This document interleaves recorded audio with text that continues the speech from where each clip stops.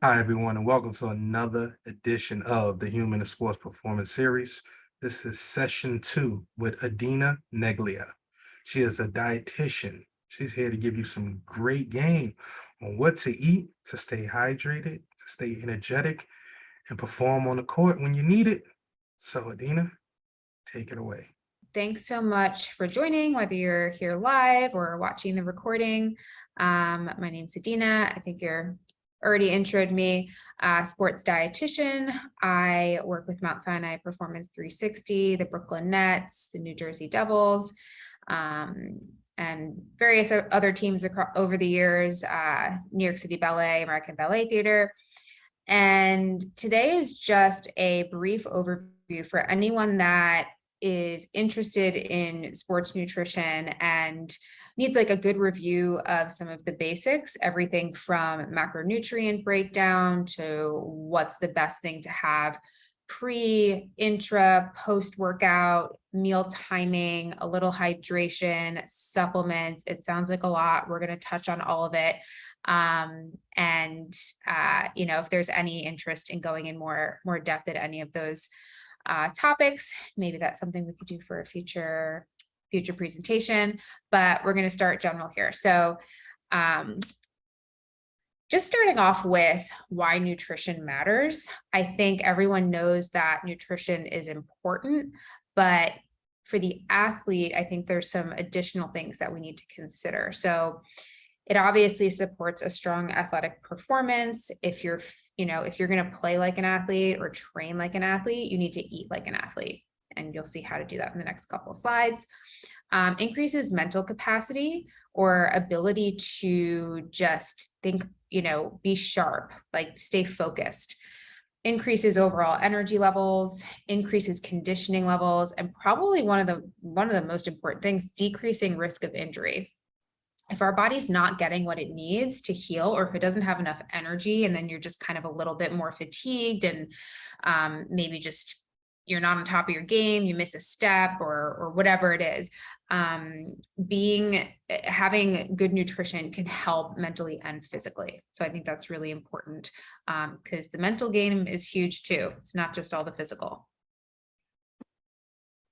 So just to compare, if we were to look at the poorly fueled athlete, maybe they're skipping meals and they're only eating, candy for lunch, and they're not getting enough protein all day, so on and so forth, right? So they're going to feel fatigued, so they're not going to perform as well. They're not going to perform to their full potential. Poor growth, especially if you're a younger athlete. And that could also be growth of muscle in an older athlete, right? If you're trying to build muscle and your nutrition is not on point, or you're not, again, getting enough calories, getting enough protein, getting enough carbohydrate, all of those things will be affected. As athletes, you have very high energy needs, or as any athletes do. So it's really important to stay on top of that and meet those energy needs. We could have some loss of muscle mass and even bone mass if we're not fueling correctly, or if we're not getting enough of particular nutrients, including calcium and vitamin D, and obviously back to the protein with the loss of muscle mass. So if we can't keep our calories up and our protein up, our body is going to start decreasing that muscle mass. Decreased immunity. There's a lot of obviously vitamins and minerals that play a role in our immune health, but also just overall getting enough in and eating an adequate balanced diet can really affect our immune system, and obviously in a positive way if we're doing it in balance. And like we said before, higher injury risk if you're not getting the recovery fuel that you need, or if you're not hydrated, higher risk of injury. So what I basically, as a general term, if you were just to kind of remember one thing, I would say try to think of aiming for a fuel mix at your meals. Oops. Probably need to plug this in. And so that means, I'm going to disappear over here, but I'm still talking. This means that each meal needs to contain some carbohydrates, some protein, and some fat. So that creates a complete meal. And a sustainable meal, meaning that it's going to carry you for a few hours. All of these nutrients work together to keep you satiated, to keep you, feeling good, release of energy. So we'll learn more about each of these in the next upcoming slides. But this is kind of, again, the one thing, if you can remember, okay, do I have my carbs, my protein? Do I have my fat? Just going to plug this in really super fast. Okay, so let's start with carbs. I think they're always a popular topic. And unfortunately, I still see so many people that are living in the late 90s, early 2000s, and still very scared of carbs. And carbohydrates, especially for an active person, it's your main source of fuel. It's the main source of fuel for your body and your brain. It's like putting gas in a car. You can't put ketchup in a gas tank, right? Like you got to put the proper fuel. You need to put in what it is that gives that car energy. So for us, it's carbs. We can't trick our body with cauliflower rice. So it's our main source. The brain can actually only use carbohydrates for energy. So I think that's always super interesting. Brain needs the equivalent of about 8 or 9 slices of bread a day just to function. It doesn't have to be exactly 8 to 9 slices of bread, but any type of carbohydrate. So provide energy for optimal performance and delays fatigue. So we store carbohydrates in our muscles, and that's what our muscles break down for energy. So once we run out of those, that's when you might feel like you're hitting a wall, or maybe your legs feel heavy, or you're bonking, or you can't concentrate as well. And we'll go into how to avoid that. Helps maintain normal blood sugar levels, essential for brain food. So I'm sure some of you have experience when you've gone long hours without eating and you start to feel either irritable or fatigued or lightheaded, just really low energy. That's a sign that your blood sugar is low. So by consistently incorporating fuel mixes that have carbohydrates throughout the day, we're able to keep those blood sugars stable so you can focus and perform your best. The last thing that I always find that a lot of people don't know is that carbohydrates are protein sparing. So that means if we have adequate carbohydrates in the diet, we let protein do its thing. Protein can go fix and repair the muscles and the tissues and the cells. If we don't have enough carbohydrates, because they're so crucial for the body, the body will actually say, you know what, protein, we need to convert you into carbohydrates because we don't have enough right now. So stop doing your job. Don't repair that muscle. Come with us. We need to break you down into glucose. So I think a lot of people don't realize that, especially if they're like on a low calorie, low protein diet, you're not really doing much for yourself in terms of performance or maintaining any muscle mass. So that's really, really important to protect the protein. I don't know why. Oh, that's rice. Sorry. So we've got bread, banana, bowl of white rice, potato, pasta. Those are all really rich, good sources of carbohydrates. And as athletes, you can kind of think of, filling up half your plate with carbohydrates to replenish from a workout or to provide energy pre-workout. So they need to be included with each snack and filled up on half the plate as a general rule of thumb. So protein, I think a lot of people understand its role, supports muscle growth and repair, aids in recovery, and it's really important for the immune system, actually. So in addition to, just recovering muscles after a workout, because what happens is when we're working out, we're actually breaking down muscle tissue or tearing those fibers, which sounds awful, but it's not, it's okay. But in order for those tissues to come back together, recover, and grow stronger, we need to have protein in the diet. That doesn't mean that we need to have a protein shake with 100 grams of protein in it. Spreading intake out throughout the day is best. So a little bit at breakfast, lunch, part of your snack, part of dinner is the best way to go. Okay, so fats basically, they're part of that sustainable plate. They're going to help you feel full. They are really important for brain and heart health. And fat actually helps the body to absorb vitamins. So we have something called fat soluble vitamins. And if we don't have fat present when we're consuming them, it's going to be harder for our body to absorb. So they work together for optimal absorption. So if you're having a salad without dressing, for example, you're not going to be absorbing all those great fat soluble vitamins that are in the vegetables unless you add in some type of fat. So that could be avocado, olive oil, olives, nuts, seeds, whatever it is you're going to throw in your salad. And fats they are an energy source for low to moderate intensity activity. So after you used up, some of the carbs in the beginning of the higher intensity exercise, the body will start switching into using fat for energy. So we have the fish on here because fish are a good source of, heart healthy fat and a really great source of omega-3s, which I'm sure everyone has heard about. Omega-3s are essential. We cannot make them in the body, so we need to get them from food sources. And they're really important just for overall inflammation, heart health. And if you don't eat fish, they are found in some different plant sources, such as chia seeds and walnuts and flaxseed, but not in as high of an amount. So that's where, you might need to supplement if you're not taking, or if you're not eating fish, but that's a really important one, the omega-3s. Nuts and nut butter, seeds, like I said, avocado, olives, olive oil, all of those things are really great sources of heart healthy, and just performance-based fats. So this is an example. It looks a little squished here, but this would be my example of a heavy training day plate. So let's say you've got a really tough 2-hour practice, or you've got, 2 games in one day, or it's a heavy conditioning day. We want to be focusing on half a plate of carbs, quarter plate of veggies, quarter plate of protein. We might need some additional carbohydrates, so that can come from fruit or juice or some additional type of carbohydrate that you enjoy on the side. And then we want some good healthy fat.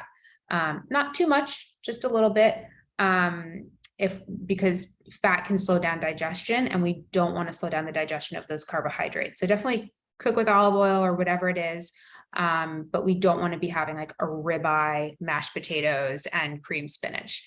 All of that fat is going to take too long to digest, and it's not going to get to the muscles and into the bloodstream as quickly as it needs to be in order to either provide energy or provide nutrients for recovery. So carbs, as we said, replenish your energy stores. It is fuel for the muscle, just like gas in a car. Protein, essential for muscle growth and repair. And then our vegetables, our fruits, all important for getting antioxidants, vitamins, minerals, all of the micronutrients that play a role in recovery. So I want to break it down a little bit more specifically, fueling for your sport before, during, and after. So in general, we want to be eating something every 3 to 4 hours in order to keep energy levels up. And especially if we're trying to just build some muscle, gain some strength, we really want to make sure we're fueling the machine, we'll say. So pre-workout, there's a couple options here. Everybody digests a bit differently. So I always suggest experimenting with what works for you, but not on a game day, not on a tournament day, early in the season on a practice day, to see what really suits you and feels good and gives you energy without any stomach issues. So in general, 3 to 4 hours before, if you have that time and you're the type of person that doesn't want to be eating too close to whatever activity that you're doing, I would get a nice solid meal. Either way, at 3 to 4 hours before, get a nice solid meal. And we want it to be simple and easy to digest, a little protein, good amount of carbs for energy. So it could be something like pasta, grilled chicken, and some spinach. If we've got about 2 hours, we can kind of have a little bit simple to digest peanut butter and jelly. You're going to get energy from the carbohydrates in the bread and the jelly, and a little bit of protein and fat from the peanut butter, to also like help slow down digestion and keep your energy levels stable. 60 to 90 minutes, we're definitely going to want something that's just going to provide some quick fuel. You don't want to be busy digesting while you're running or, whatever it is that your sport requires. So this might be something that you want even more easily digestible. So this could be some type of fruit smoothie or even a protein smoothie with some fruit and protein, or yogurt instead of the protein powder, just something that's already broken down for you, easy to digest. You don't want to feel full and heavy before your sport. And then anywhere between 0 and 45 minutes, like right before you have to practice or go out for the game, you want something that's primarily just carbohydrates, quick digesting carbohydrates. You want to get it to the muscle immediately. You want to give yourself immediate energy. You're going to want to do something like an easy piece of fruit or some of the honey stinger gummies, for example, or any other type of gummy. The point is, overall, big picture, the closer you get to the workout, the less you want to have of things like protein, fat, and fiber. And you want to focus way more on just simple carbohydrates. Everyone talks about simple carbohydrates versus complex, and everybody pushes the complex carbohydrates because they claim that they are healthier. When you're an athlete, you don't want to be having a high fiber piece of bread or brown rice right before you run out and around. We want something easy to digest. So that's why those two things are the better choices closer to a workout. Put your whole grains 3 to 4 hours before. So a lot of people forget or don't realize that it's important to fuel during the workout sometimes. So if it's a longer workout or a 2-hour game, or you got, 2 a day, whatever it is, it's going to be really important to have some mid-workout fuel. So if it's a quick workout, less than 45 minutes, and you're not outside in a heat wave, you could focus just on drinking some water to hydrate. Once it gets a little bit more intense, or especially if you're outside, between 45 to 75 minutes, you're going to want to have a sports drink that has some electrolytes and probably some carbohydrates. So electrolytes are important for maintaining hydration status, especially sodium, because that's what we lose in our sweat mostly. And we want a little bit of carbohydrates because remember, we're burning through carbohydrates as we're exercising, and we need to replenish them in order to have good energy. If we're going even longer, 1 to 2.5 hours, we want to be thinking of adding some additional carbohydrates about every hour of the workout. So whether that's coming from sports drinks or gummies or fruit, it needs to be easy to digest. You can't be running around and then eating some type of high fiber bar. So those are kind of the simple carbohydrate things, again, that I would recommend if you're doing, mid-workout fuel. So post-workout. Post-workout, I like to think of the 3 R's of recovery. I like to kind of have things in easy to memorize little things. We've got our fuel mix plate. Now we've got the 3 R's of recovery. So rehydrate, replenish, and rebuild. So after workout, and of course during and before, we always want to be hydrating. But water and electrolytes are lost in sweat during strenuous activity. So we do want to make sure we are rehydrating. We want to replenish our energy stores. So carbohydrates are the major fuel used for energy during heavy exercise. So we want to make sure we get a source of carbohydrates. I'll go through a couple of examples. And then we want to rebuild. We want to rebuild whatever's been broken down, whatever our body has been working on during the workout. So protein will help build and repair muscles after a hard workout, not to mention like all of our tissues and cells.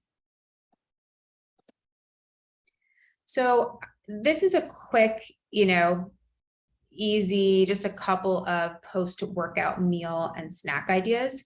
Now, you don't have to go racing home or pack everything with you to eat immediately after exercise. I think if you are a very busy, intense athlete, and especially if you have 2-a-days, it's more ideal to get something as soon as possible. But as long as you're, I would say getting something in within the hour or two and spreading out a nice balanced day throughout the rest of the day, you're not going to be missing out on a window of opportunity. But definitely make sure you get this in. So if it's mealtime, again, you want to do something lean. You don't want to have too much fat and fiber because you want the protein and the carbohydrates to get to the muscles quickly. If we have too much fat or fiber, that's going to slow down digestion. They're great to have in the diet anywhere else, but right after a workout, we want to try to get the carbs and the protein to do their job. So something like grilled chicken, some rice, some vegetables, or some salmon, baked potatoes, sauteed spinach. If it's a lunchtime, maybe a turkey sandwich, some carrots, bag of pretzels, or baked pita chips, or maybe a granola bar. So getting some sort of combination of the carbs and the protein there.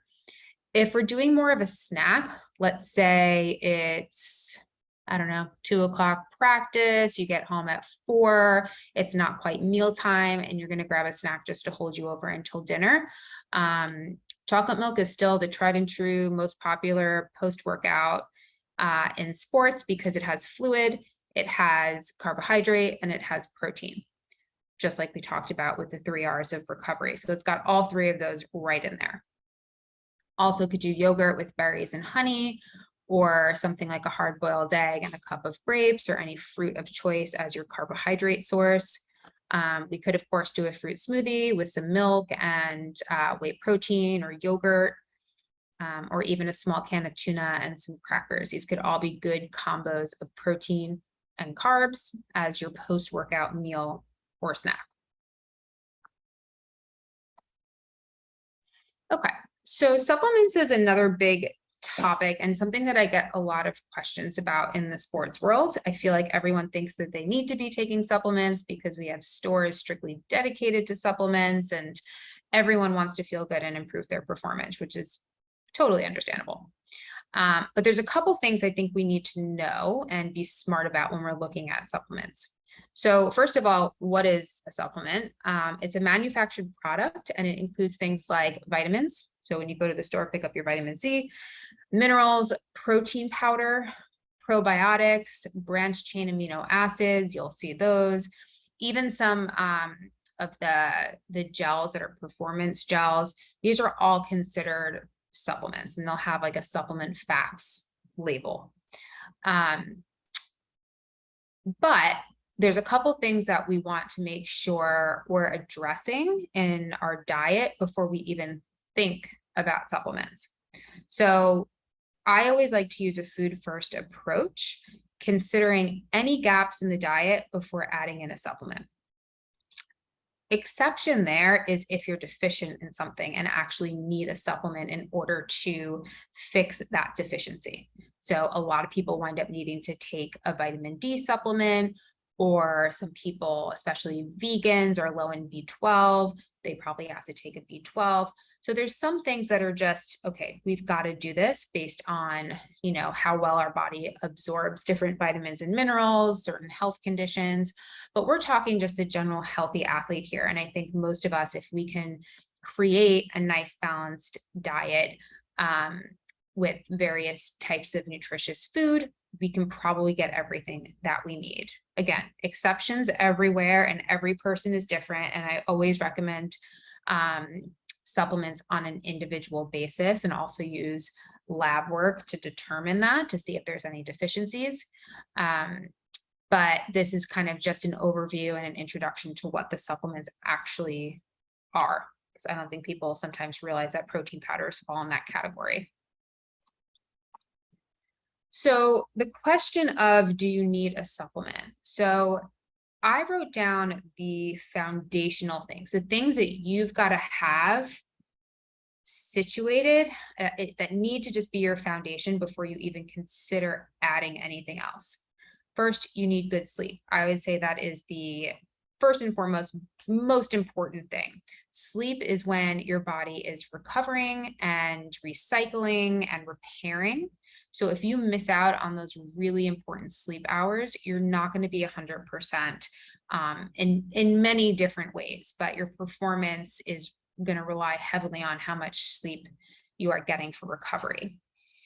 Nutrition, again, if you're eating, I don't know, a plain bagel for breakfast, and then you're getting like rice and orange juice for lunch, and then maybe some cookies for a snack, and McDonald's for dinner, we have a lot to do. There's a lot of things missing from your food that we really need to just correct with food first. It doesn't mean that you can't have any of those things, but are we getting the important stuff? Are we getting the stuff that is essential for our body to function and repair and recover and perform? So a supplement's not going to fix that.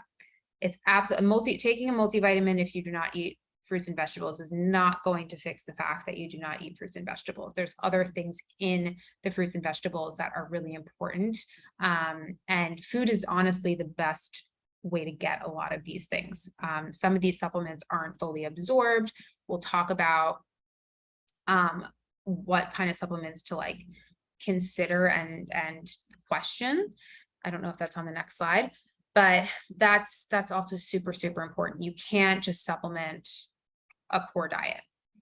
Hydration, I think everyone knows that's really, really important. And I'm going to go into hydration and why in one of the next slides.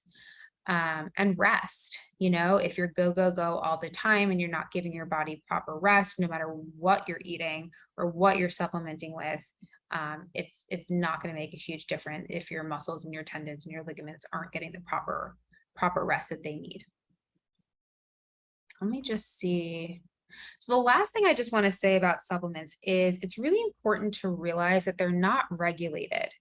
They're not regulated by the government. So anyone can put out a supplement. It doesn't have to be tested for any types of harmful substances, or even just to make sure it has what it says it has on the bottle.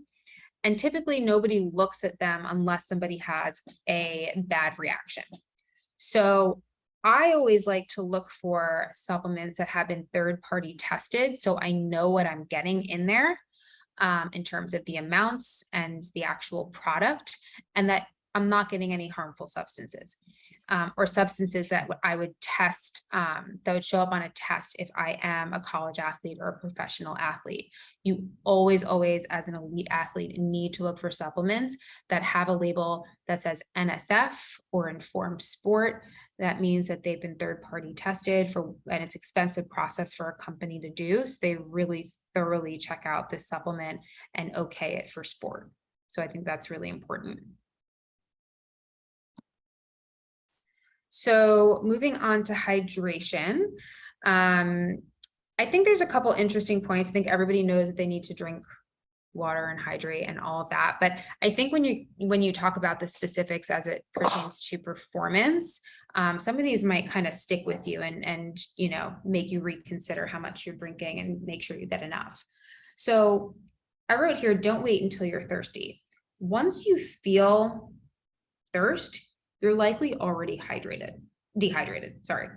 And according to some research, by the time your body's thirst mechanism has kicked in, you've already lost 2% of your body weight in water. And that's your body's signal to get something to drink. And fluid loss of just 2 to 4% of your body weight can cut your strength training workout by as much as 21% and your aerobic power by 48%. Being dehydrated can make you feel a little bit more fatigued. It can, if you're not lubricating your joints and your muscles and things like that, you're more likely to, injure them potentially. So not only is it very clear that fluid loss can impede performance, it's also helping, it can also lead to injury. And as I mentioned before, sports drinks can be used, and I think they're really important, especially if you're exercising intensely for 45 minutes or longer, because they provide fluids, they provide carbohydrates, and they provide electrolytes. And again, I'll just go into more detail on the next slide. 2 slides actually. One way to tell the easy way to tell if you're hydrated with the amount of water that you're drinking, instead of counting all of your cups of water that you're taking in. Look at your pee. It's not the coolest, most fun thing, but that will give you a lot of the information that you need in terms of how hydrated your body is. So the lighter, more pale colors mean you're well hydrated. Anything a little bit darker than that, you're already dehydrated. And hopefully you never have dark yellow or brown pee, because then you're very severely dehydrated. So that's the best way to kind of assess yourself and say, hey, am I actually getting enough hydration throughout the day? And if I'm not, what can I do better? So looping back to the sports drinks, as I said, a lot of people try to avoid sports drinks. Oh my gosh, they have sugar, they have this, they have that. That is the entire point of a sports drink. You want easy carbohydrates to get directly to the muscles to give you energy. If you're sitting, watching TV on the couch all day, you probably don't need a Gatorade. But as an athlete, when you're running around and you're sweating, which some people could lose up to 3 liters of sweat, that is a lot of sodium. And sodium, if we're completely depleted and we're only drinking water and not an electrolyte solution, we're not going to be hydrating as well as we could be, because sodium helps retain water in the body and helps keep us hydrated. Not to mention it relays nerve impulses to communicate messages throughout the body, helps muscles contract or relax. Very, very important for performance to make sure we're replenishing that sodium. The other part of this is after about 60 to 90 minutes of intense exercise, you can completely deplete the carbohydrate stores that are sitting in reserve in your muscle. And when we're out of carbohydrate, when we're out of energy, our body slows down, we feel heavy, we bonk, whatever word you want to use, and we can't push as hard, we can't go as intensely, or we have to stop altogether. So it's important to be rehydrating with a little bit of a carbohydrate solution as well for those longer, more intense workouts. So we're providing our body with more energy. Okay, so that kind of brings us to just a couple of the key takeaways here. First and foremost, aiming for a fuel mix at each meal and snack, not cutting out food groups, not avoiding carbohydrates. We need our carbs, we need our protein, and we need some fat in there for a sustainable, nutritious meal. Focusing on eating every 3 to 4 hours, that's about how long it takes for our body to digest our previous meal and when our blood sugar might start dropping again. And when we drop our blood sugar, we're more irritable, we're tired, we can't perform as well, we're hangry, if you want to use that word. And if we go too long, we could actually end up overeating later because our body is just trying to catch up. Hydration, use a sports drink. Don't be afraid of a sports drink. Use it wisely. If you're sweating a lot or you're having really long workouts, you're going to need something that has sodium and carbohydrates. Part of this is planning ahead, maybe bringing some, packing some of the fruit or the gummies or different snacks that you can have before, during, or after your workout, or sport rather. Obviously incorporating plenty of fruits and vegetables. They're going to provide vitamins, minerals, all essential for recovery and healing and performance. And one thing that we didn't dive into today, but is super important, is to stay away from the fad diets. Diets are great marketing tools. They make all these great promises. If they worked, we wouldn't have a million of them. And most of the time, they're not created by professionals. Even if a doctor's name is next to them, doctors have 1 or 2 nutrition classes. So they only know so much about nutrition. And what works for one person is not going to work for you.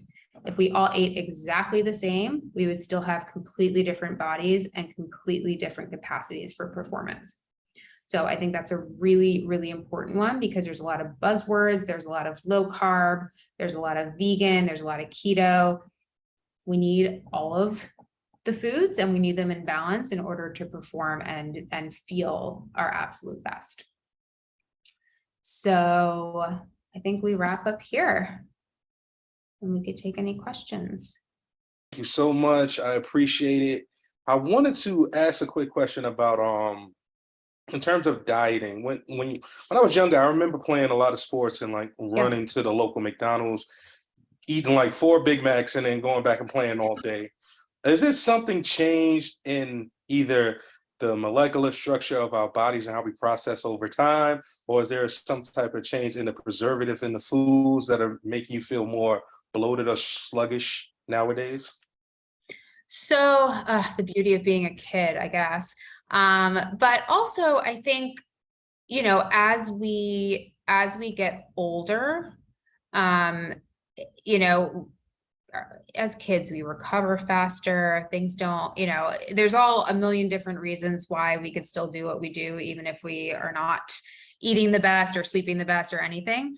I think that if we have done it for a long time and that's our main fuel source, I feel like it almost kind of catches up a little bit, right? If you over time, even just like if you are somebody that's healthy and taking care of themselves, like eventually over time as we get older, like our joints don't move as well. I feel like in some ways, if you're just not fueling and getting the proper nutrition, you might be fine on the outside when you're younger, but as you get older, from the inside out, it's going to start affecting how you perform and how you feel. So, and malnutrition doesn't just mean you're not eating enough or getting enough food. It could mean that you're just missing out on key nutrients that help make you healthy. So if you're just having McDonald's and milkshakes all day, we're probably not getting those good micronutrients and other supporting nutrients to help make us fully nourished, if that makes sense. Okay. And the other question I had in terms of eating, there's certain foods like I guess a lot of heavy red meat that makes you feel sluggish fast. Is there a reason why that heavy texture tends to like either put you to sleep or make you feel like logy or Yeah, sluggish? that's a great question. So red meat, many cuts usually are pretty high in fat. So anytime we have a fatty meal, it takes a long time to digest.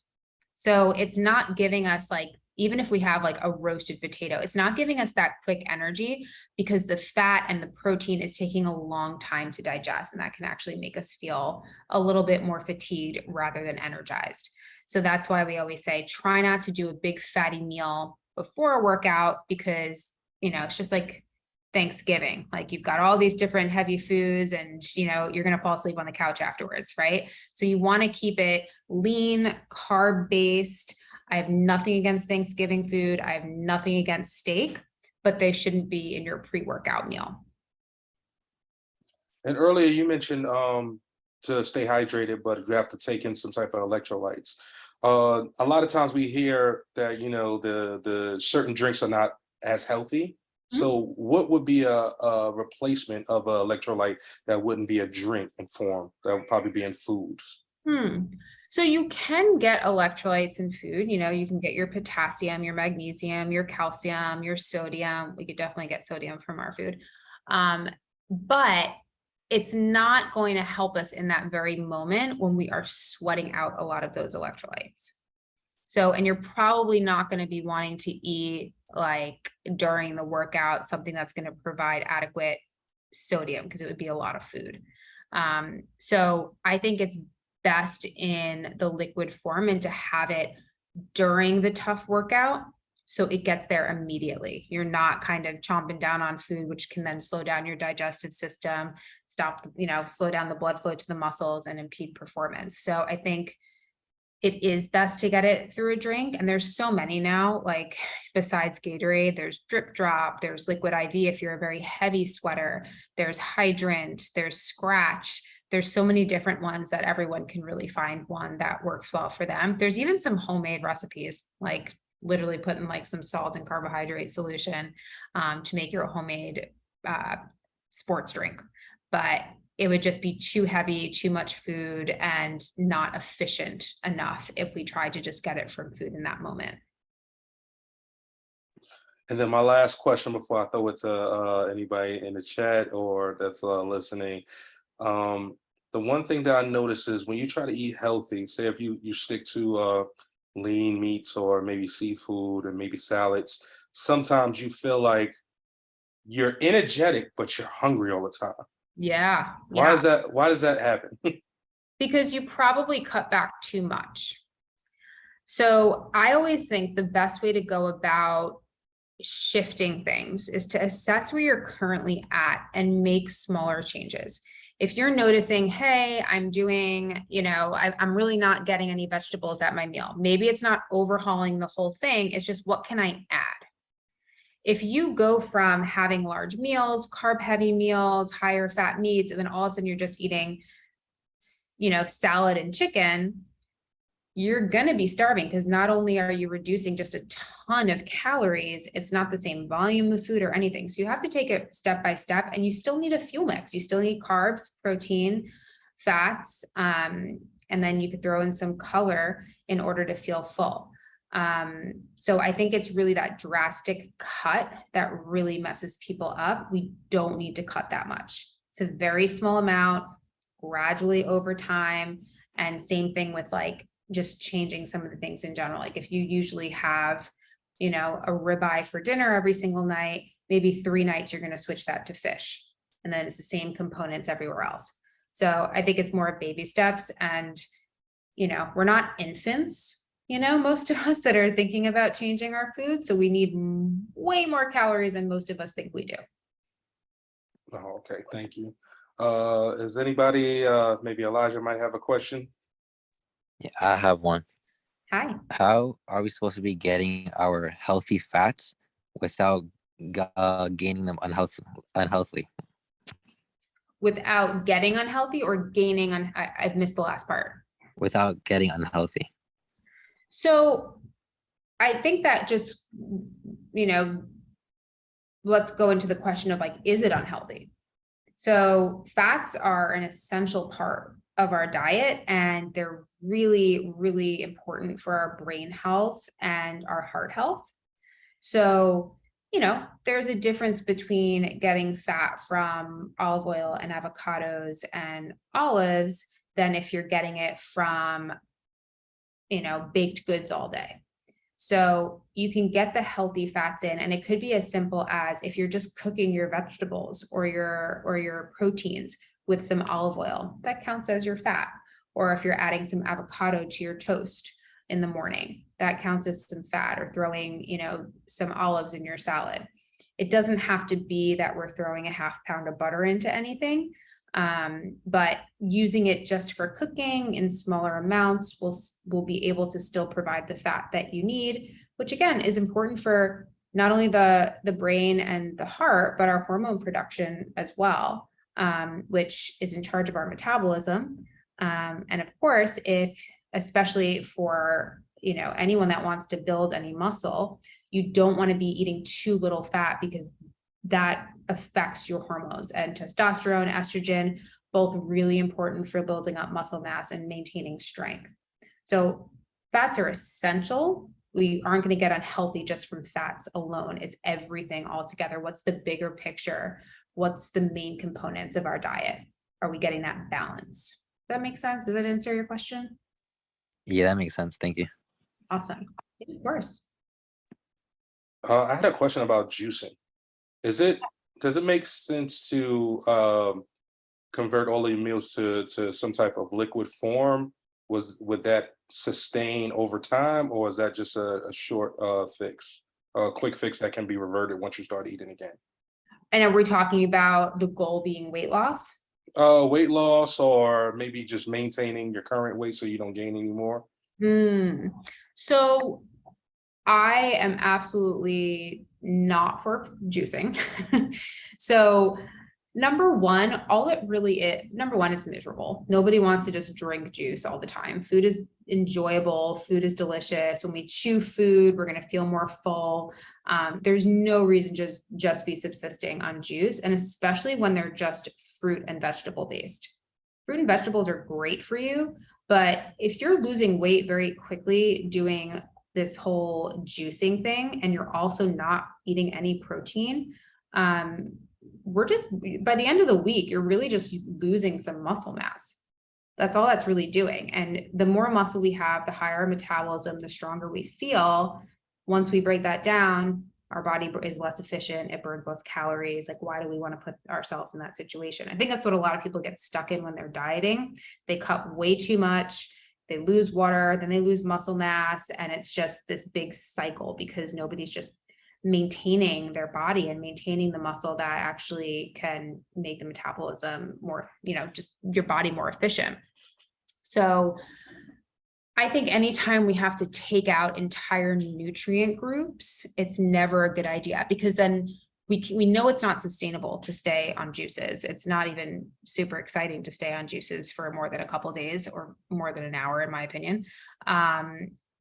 So we're eventually going to have to learn how to eat.